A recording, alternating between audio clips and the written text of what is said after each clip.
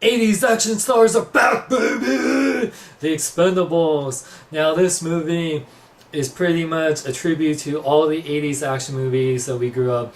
This is probably one of the manliest movies that's been out in a long time. It's so manly that you couldn't be more manly if you tried to play football while wrestling, while like playing with your gun, while eating a steak and wrestling a bear, or I don't know. Anyway, The Expendables, directed and written and starring Sylvester Stallone, Rambo, Rocky, Demolition Man. Anyway, now Sylvester Stallone, he's directed a few films before. He's directed a bunch of the Rocky films, Rambo, the last Rambo, and then this movie.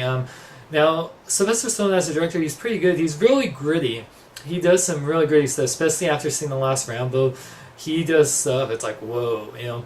Now, Sylvester Stallone is old enough to be, he's older than my dad, but yet he's probably in better shape than me or a bunch of guys my age. He just kicks ass. He is ripped, and I don't know what his secret is. Man, he must be drinking virgin blood or something, because he just looks so great. He still looks the same. He looks a little bit older, but not that much older compared to other people like Chevy Chase or like, you know, Bill Murray, which you've seen them really age over years. He just looks great. Sly, whatever your secret is, man. And I've seen him in person.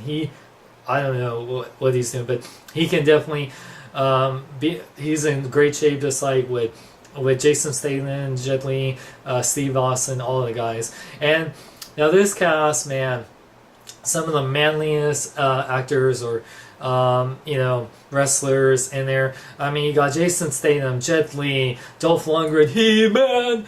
Now, Dolph Lundgren too, he also looks a little bit older, but still looks great. I mean, Dolph Lundgren, I think, is in his late 50s, and seriously, man, I just want to know your guys' secret. I mean, damn, they look great.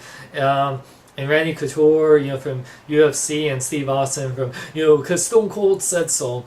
Now, this cast, like, especially, and Terry Crews with power, I mean, the Expendables guys, I really like they have great chemistry together. You got your typical action film, with one-liners, tons of violence, with people's heads getting shot off, and stabbing, and explosions, and the action is really great. What's really cool, this movie is not based on any property, it's the original film. I mean, obviously it's a tribute to 80s action films, like very Rambo-esque, very, Commando, and all those other films.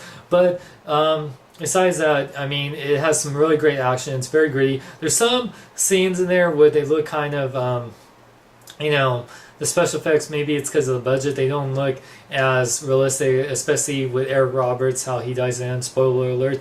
By the way, Eric Roberts does a great job. I loved him in The Dark Knight, loved him in other films, but he plays the villain so good in this movie. And yeah, Steve Austin, also one of the bad guys, so great. Like I said, and even Steve Austin, he's getting older and he's looking great.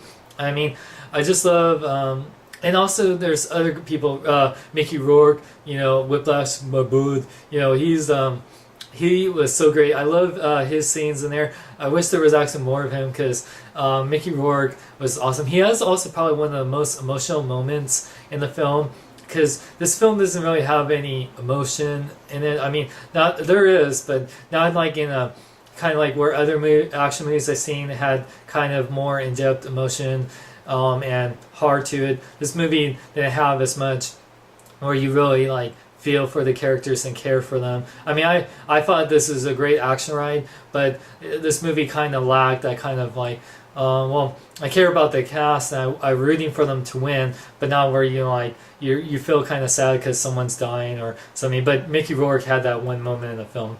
And speaking of great moments in the film, when you see the Governor to California, Arnold Schwarzenegger with Bruce Willis, it was so great to see those three of the biggest 80s action stars, early 90s action stars, just so great.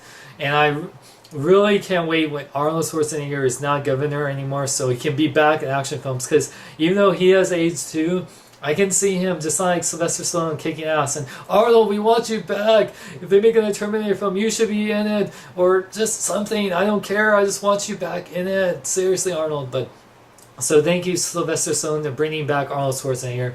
I miss him, man. I seriously do.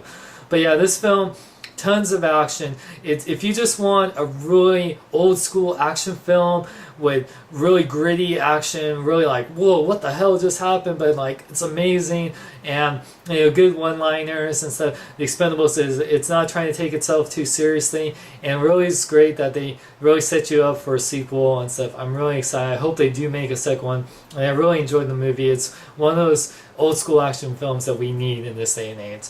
So on my rating scale, The Expendables gets a rock on, meaning a 4 out of 5. Definitely go see it because The Expendables has the power!